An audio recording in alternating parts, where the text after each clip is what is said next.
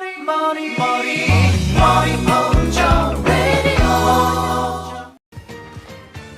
really feeling it.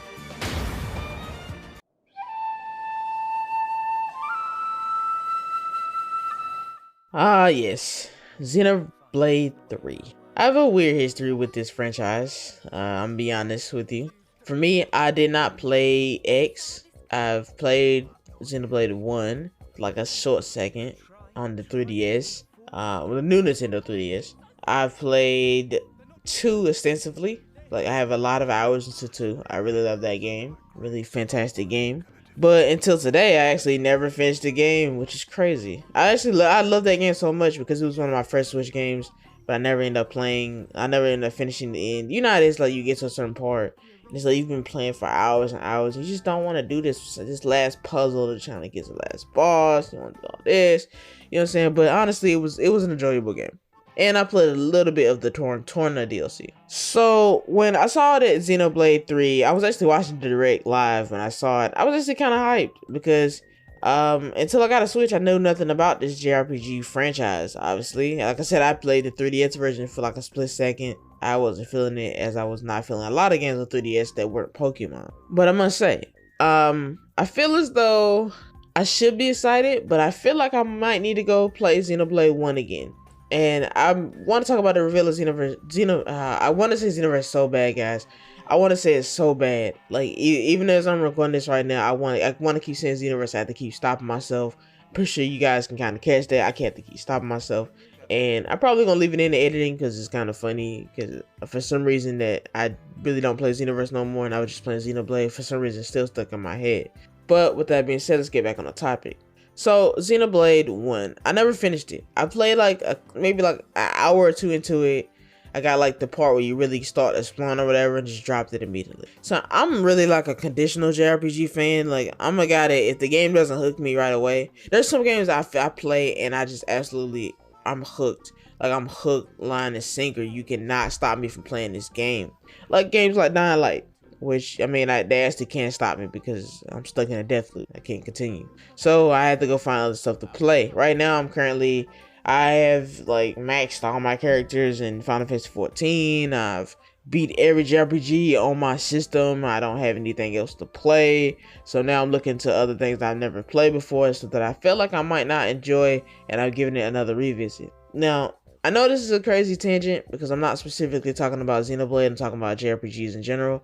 But this is actually worked for me in the past. If you guys have a JRPG that you can't get into, and I know that you guys are big JRPG fans because you're watching this video talking about Xenoblade 3, try to go back and revisit. Force yourself to actually drop an hour or 2 into the game. It's not healthy to force yourself to play a game you don't like. Obviously, if you don't like something, you can move on. There's a lot of games in the world. But for me, this has helped out a lot. This has helped me get through Final Fantasy 7 Remake, which has become one of my favorite games of all time. This has helped me get through Yakuza 7, Like a Dragon, which has become one of my favorite JRPGs of all time. Yes, that is a turn-based JRPG. That's a Yakuza game. Definitely play that. It's amazing. But I must say, I've never went back to Xenoblade 1. Some of the voice lines just don't really resonate with me, obviously, because I guess it's like British, I suppose. Yeah. But if I'm gonna be honest, the story was actually getting kind of interesting. Really, if I'm gonna be honest with you guys sitting here right now, I did not really enjoy the combat. I really love the aspect of him being able to see the future. Obviously, I have a kind of an attachment to Shulk. I mean, I played Smash Brothers. I know you guys are booing right now because he's only got an attachment to Shulk because of playing Smash Brothers. Obviously, as I've told you, I haven't really played Xenoblade 1 like that. And I'm contemplating giving it another try. I'm sitting here waiting for Dying Light to be fixed. I was absolutely obsessed with that game, and now I need something long and heavy, to kind of get me into something that I can play for hours. And for me, that's going to be Xenoblade 1. The reason why I feel like Xenoblade 1 is good to play because Xenoblade 3 is coming out. What could we see in Xenoblade 3? I don't know. I'm going to be honest. I don't know.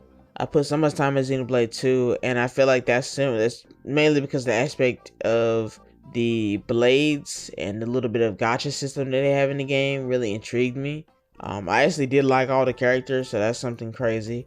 I feel like that's what ruined Xenoblade 1 for me. It wasn't the same kind of format as Xenoblade 2. so it really fell off for me. But it is basically the definitive complete edition, so I'm gonna be honest, I'm playing the best versions of a game that people have played and loved throughout eternity, and I have to obviously give it another try. I'm gonna be honest, I have to.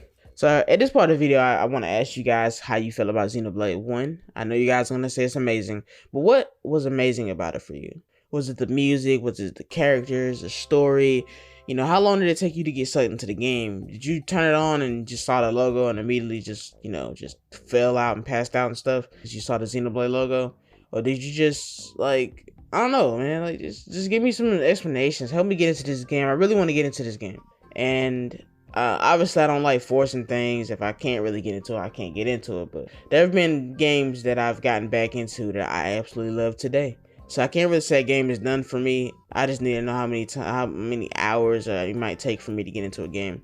With that being said, guys, Xenoblade 3 will be a great game. I already know because it's a newer version of some of the older games that they have. I don't know what I was just saying there. Honestly, I'm just kind of just talking at this point. Just simply because I want to come from a standpoint of an experienced Xenoblade fan, but I feel like I'm posing, you know what I'm saying? I haven't played one, I haven't beat one.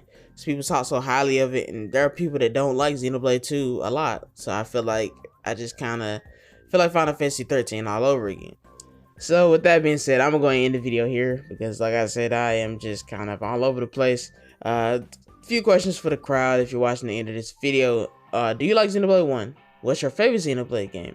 Because one thing I noticed I didn't talk about the other Xenoblade game, the one I really want to play.